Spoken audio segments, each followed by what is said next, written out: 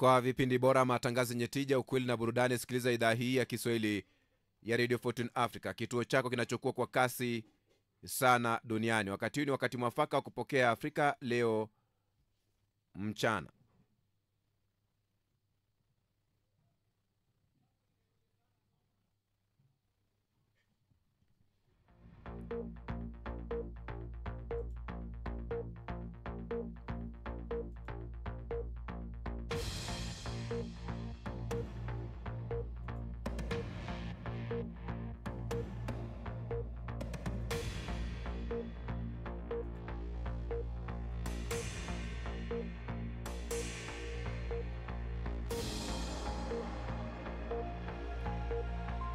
Karibu katika Afrika Leo mchana kutoka idhaa hii ya Kiswahili Radio Fortune Africa. Tumekuandalia mengi, ikiwa ni pamoja na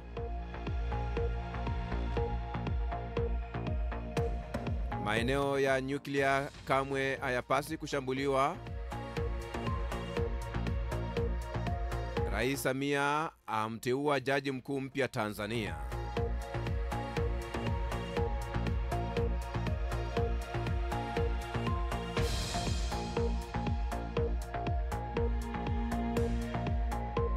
Waziri Mkuu wa India Narendra Modi atembelea eneo la ajali ya ndege,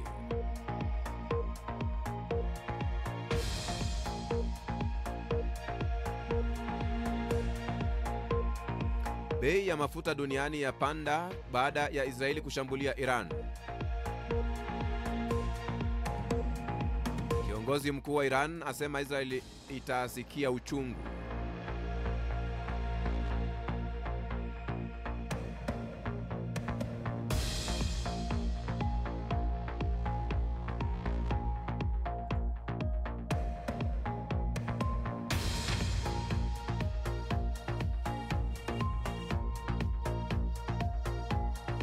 Naam, na tumai bweri wafya pote pale ulipo duniani kwa moyo mkunjufu na mikono miwili.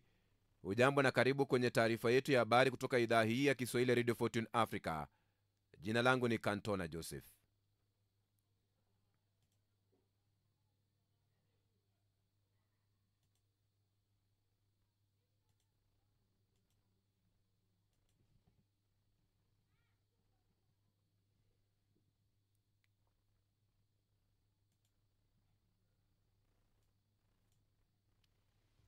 Rais wa Tanzania Samia Suluhu Hassan amemteua jaji wa mahakama ya rufani George Mcheche Masaju kuwa jaji mkuu wa Tanzania. Jaji Masaju anachukua nafasi ya Profesa Ibrahim Hamis Juma ambaye amestaafu. Januari mwaka 2015 aliteuliwa na aliyekuwa rais wa taifa hilo Jakaya Mrisho Kikwete kuwa mwanasheria mkuu wa serikali baada ya mkuu wa sheria Werema kujiuzulu. Novemba mwaka wa 2015 aliteuliwa tena na rais wa wakati huo John Magufuli kuwa mwanasheria mkuu wa serikali. Februari mwaka 2018 aliteuliwa na rais Magufuli kuwa jaji wa mahakama kuu. Aprili mwaka 2023 aliteuliwa na rais Samia Suluhu Hassan kuwa mshauri wa rais masuala ya sheria. Mkuu wa IAEA, shirika la Umoja wa Mataifa la kuratibu masuala ya nyuklia, ametaja mashambulio ya Israeli dhidi ya vituo vya nyuklia vya Iran kuwa ya kutia wasiwasi. Katika taarifa kwa wajumbe wa bodi, Rafael Grossi ametoa wito kwa pande zote mbili kujizuia zaidi ili kuepuka kuongezeka zaidi kwa mzozo, akisema hatua yoyote ya kijeshi ambayo inahatarisha usalama wa vituo vya nyuklia itahatarisha watu wa Iran kanda na kwingineko. Amesema kuwa na mawasiliano ya karibu na wakaguzi wa IAEA nchini Iran baada ya Israeli kusema kuwa inalenga moyo wa mpango wa nyuklia wa Iran. Siku ya Alhamisi, shirika hilo liliangazia itangaza rasmi kuwa Iran imekiuka wajibu wake. Vyombo vya habari vya Israel sasa vinaripoti kuwa ndege zote zisizo na rubani za Iran zilizokuwa zikielekea nchini humo zimenaswa. Home Front Command, ambayo inatoa maonyo ya makazi, inasema watu hawahitaji tena kukaa karibu na makazi, lakini wanapaswa kuendelea kufahamu na kuwa macho.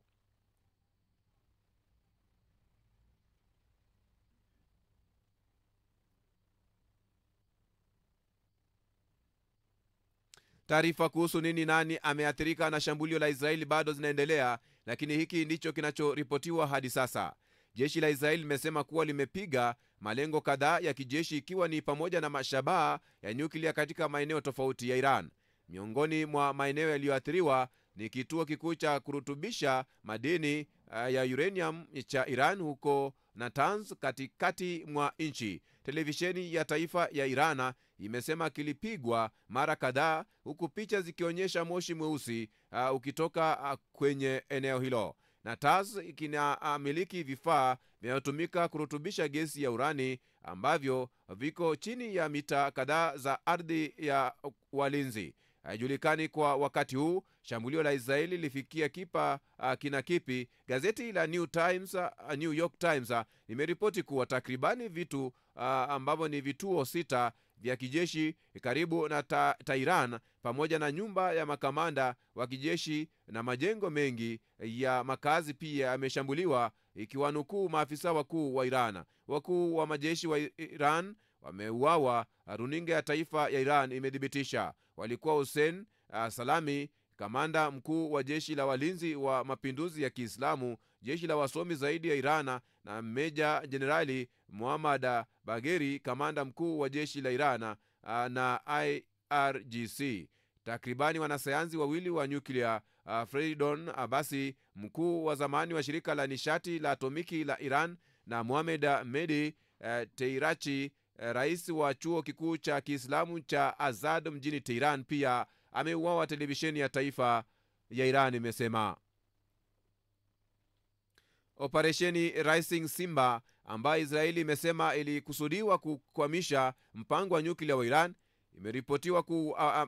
imeripotiwa kuwaua wakuu kadhaa wa kijeshi wa Iran na wanasayansi wa nyuklia. Hao ndio watu ambao wamethibitishwa kuuawa kulingana na vyombo vya habari vya serikali ya Iran. Hussein Salami, kamanda mkuu wa walinzi wa mapinduzi ya Kiislamu, Golamali Rashid, kamanda wa makao makuu ya Khatam el-Abiya, Feridun Abbas, mwanasayansi wa nyuklia na mkuu wa zamani wa shirika la nishati la atomiki la Iran, Muhammad Mahdi Teranchi, mwanasayansi mwingine wa nyuklia anayehusika na mpango wa silaha za nyuklia za Iran, Muhammad Bagheri, mkuu wa majeshi ya Iran, Eli Shamkhan, mshauri mkuu wa kiongozi mkuu wa Iran Ayatollah Ali Khamenei, amejeruhiwa vibaya kwa mujibu wa ripoti za Iran. Msemaji wa jeshi la ulinzi la Israel IDF, Brigedia Jenerali Efe Defrin, anasema Iran ilirusha takribani droni 100 kuelekea eneo la Israel, ambayo anasema wanafanya kazi walifanya kuzuia. Defrin wameongeza kuwa mkuu wa majeshi ya Iran, kamanda jeshi la walinzi wa mapinduzi Kiislamu wa Iran na kamanda wa dharura wa Iran waliuawa katika shambulio la jana usiku. Vyombo vya habari vya serikali ya Iran pia vimeripoti mapema kwamba Hussein Salami, mkuu wa walinzi wa mapinduzi, ameuawa. Waziri Mkuu wa India Narendra Modi alitumia takribani dakika 20 kwenye eneo la ajali ya ndege, ambapo alizungumza na waandishi wa habari baadaye. Lakini video iliyotumwa na kwa muda kidogo kwenye chaneli ya YouTube inamwonyesha akitembea kuzunguka sehemu ya ajali na kukagua vifusi. Alionekana pia katika eneo lilionyeshwa kwenye picha, ambayo sasa ni vifusi vinavyoonyesha mkia wa ndege ulioanguka ukiwa ndani ya jengo. Katika video asili, sauti ya Kihindi inaelezea kile waziri mkuu anachokiona. Bei ya mafuta duniani imepanda baada ya Israeli kusema kuwa imeshambulia Iran katika hali ya mvutano mkubwa katika eneo la Mashariki ya Kati. Mikataba ya mafuta benchmark Brent crude na NYMEX light sweet iliongezeka kwa zaidi ya 10% baada ya habari kuibuka. Wafanyabiashara wana wasiwasi kuwa mzozo kati ya Iran na Israel unaweza kutatiza usambazaji kutoka eneo hilo lenye utajiri wa nishati. Gharama ya mafuta yasiyosafishwa huathiri kila kitu kuanzia bei ya chakula kwenye duka kubwa hadi gharama ya kujaza gari lako mafuta. Wachambuzi wamesema kwamba wafanyabiashara wa nishati ya saa watakuwa wakitazama kuona iwapo Iran italipiza kisasi katika siku zijazo. Kiongozi mkuu wa Iran Ayatollah Ali Khamenei amesema Israeli inapaswa kutarajia adhabu kali kufuatia mashambulio ya usiku yaliyolenga maeneo ya nyuklia na kuua makamanda kadhaa wa kijeshi. Amesema Israeli imefanya uhalifu katika nchi yao na wanayoipenda na watachukua hatua. Tangu wakati huo, Iran imerusha takribani ndege 100 zisizo za rubani kuelekea Israel, kulingana na jeshi la ulinzi la Israel. Iran inasema Marekani iliunga mkono mashambulio ya Israel. Marekani imekanusha vikali hali ya msemaji wa jeshi la Iran anayesema kuwa Israel ilifanya mashambulio nchini Iran kwa msaada wa Marekani. Vyombo vya habari vya serikali ya Iran vimeripoti. Kama tulivyoripoti hapo awali, mwanadiplomasia mkuu wa Marekani Marco Rubio amesema kuwa Washington haikuhusika katika mashambulio hayo na kwamba Israel iliwaambia hatua hiyo ilikuwa muhimu kwa ajili ya kujilinda.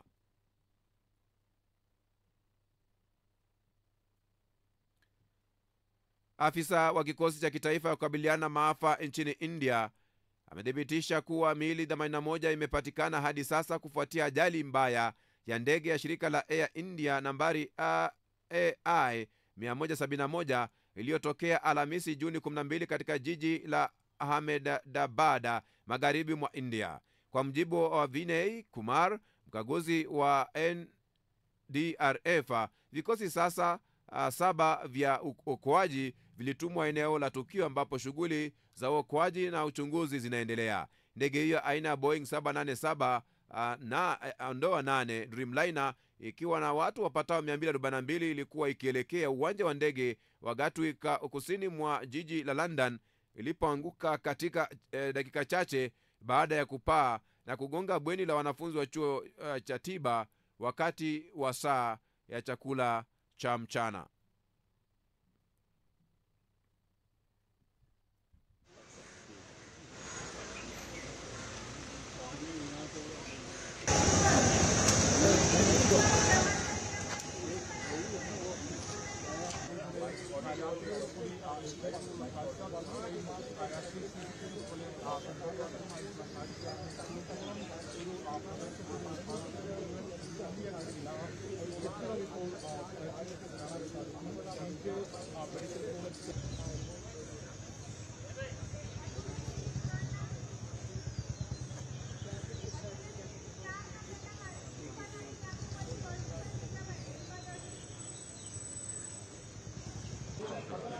Ni hali ambayo inajitokeza katika eneo la uokoaji ambapo vifusi namna hiyo vinakaguliwa katika eneo la ajali.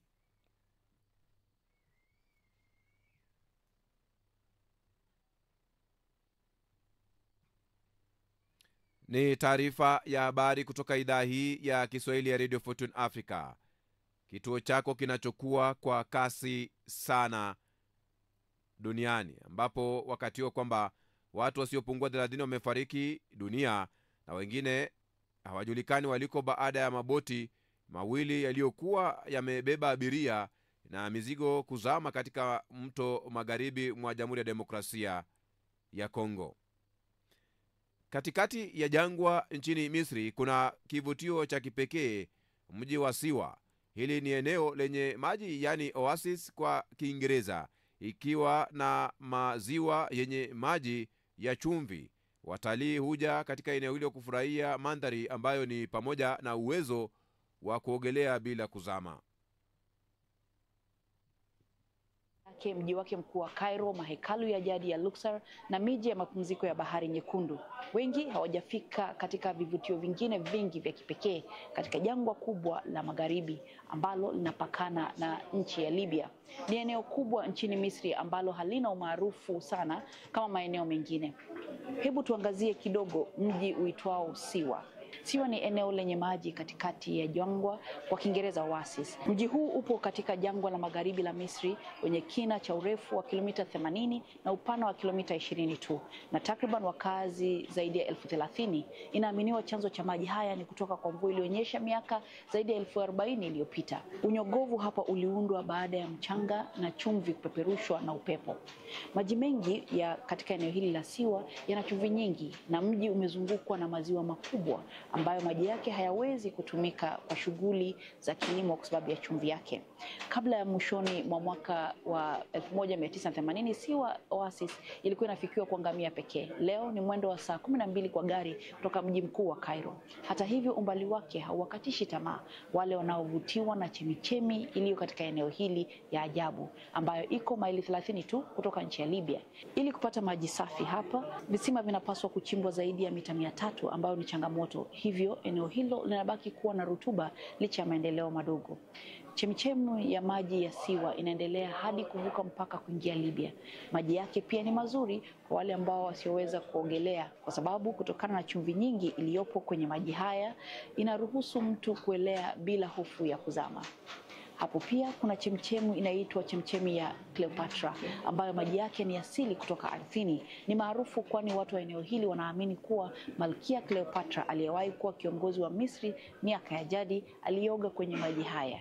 Inasemekana kuwa wasichana wa eneo hili la Siwa walikuwa wakioga mahali hapa hasa kabla ya harusi, wakiamini kuwa watakuwa warembo kama Malkia Cleopatra. Kijiji cha Siwa kilitangazwa kuwa chini ya ulinzi spesheli wa kitaifa mwaka 2002 na kinatambulika sana kwa thamani yake ya kitamaduni, kibiolojia na kimazingira. Kwa hivyo ukitembelea Misri, fika jangwani ujionee kivutio hiki cha kipekee. Ukitembelea Misri, fika jangwani, unafahamisha ukajionee kivutio hicho cha kipekee ambapo kipo katika eneo hilo. Ni taarifa ya habari kutoka idhaa hii ya Kiswahili Radio Fortune Africa. Iwapo basi unaungana nasi, haujakosea.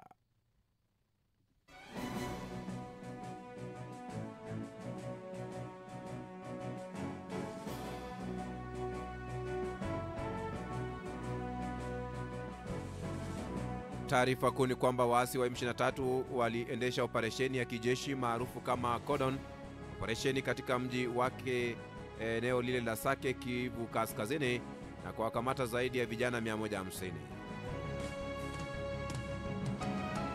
Mahakama ya Rongo nchini Kenya imemhukumu kifungo cha miaka 15 jela mtu mmoja anayefanya kazi ya udereva wa bodaboda baada ya kupatikana na hatia ya kumbaka na kumshambulia mwanamke mwenye umri wa miaka 50. Waziri mkuu wa India Narendra Modi akutana na manusura wa pekee Vishwashkumar Ramesh, raia wa Uingereza mwenye asili ya Kihindi, na waathiriwa wengine wa ajali mbaya ya ndege ya Air India. Mpenzi msikilizaji, tunakuomba simama na kituo hiki kufikia malengo yake ya uratibu kwenye hatua kununua transmitter yenye uwezo wa kurusha matangazo yake mbali na kwa njia nzuri atakayotoa igo letu na kuwafikia mamilioni ya watu kwa njia ya FM. Unaweza wasilisha mchango wako kupitia paybill number 625625, account number ni 01245085217800, au till number ni 45614668 kupitia mitandao yote. Hii ni idhaa ya Kiswahili ya Radio Fortune Africa. Mambo yetu, safari yetu, maisha yetu, tamaduni wetu na imani yetu. Sikiliza idhaa hii kwa vipindi bora, matangazo yenye tija, vile vile ukweli na burudani. Waziri mkuu wa India Narendra Modi amekutana na manusura wa kipekee Vishwashkumar Ramesha, raia wa Uingereza mwenye asili ya Kihindi, na waathiriwa wengine wa ajali mbaya ya ndege ya Air India. Kwa mjibu wa kituo cha habari cha kimataifa BBC ni kuwa Ramesh alikuwa ameketi kwenye kiti cha 11A karibu na mlango wa dharura.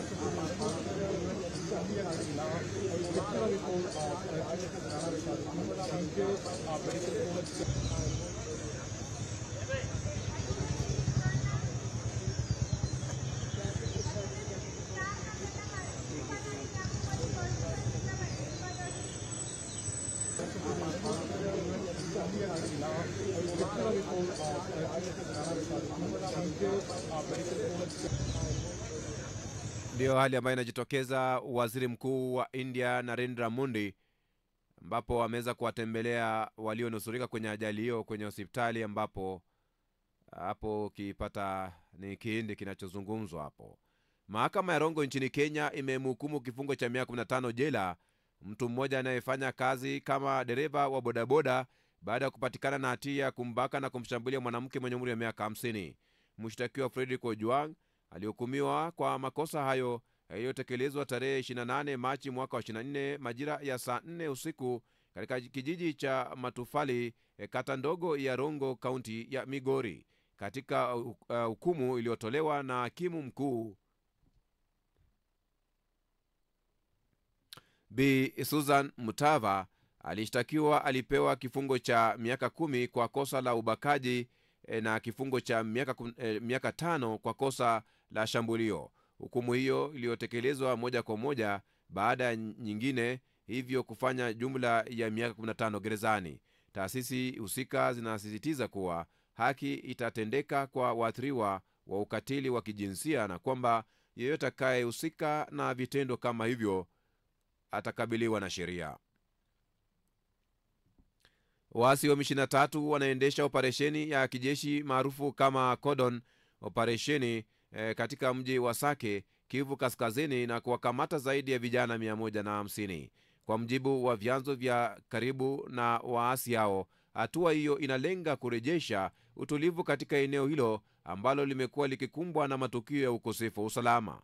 Hata hivyo, mashirika ya kutetea haki za binadamu yameelezea wasiwasi mkubwa kuhusu operesheni hiyo, yakieleza kuwa baadhi ya vijana waliotiwa mbaroni wamekuwa wakikabiliwa na vitendo vya ukatili na unyama. Mashirika hayo yanatoa wito kwa uangalizi huru wa kimataifa na kulindwa kwa haki za raia wote katika maeneo yaliyoathiriwa.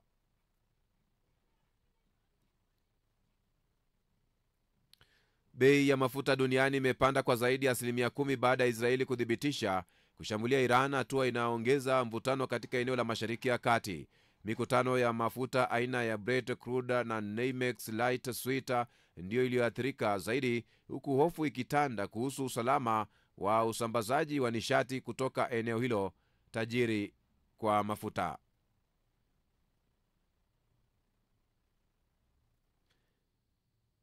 Ni taarifa ya habari kutoka idhaa hii ya Kiswahili ya Radio Fortune Africa. Sasa hivi ninaenda mapumzikoni,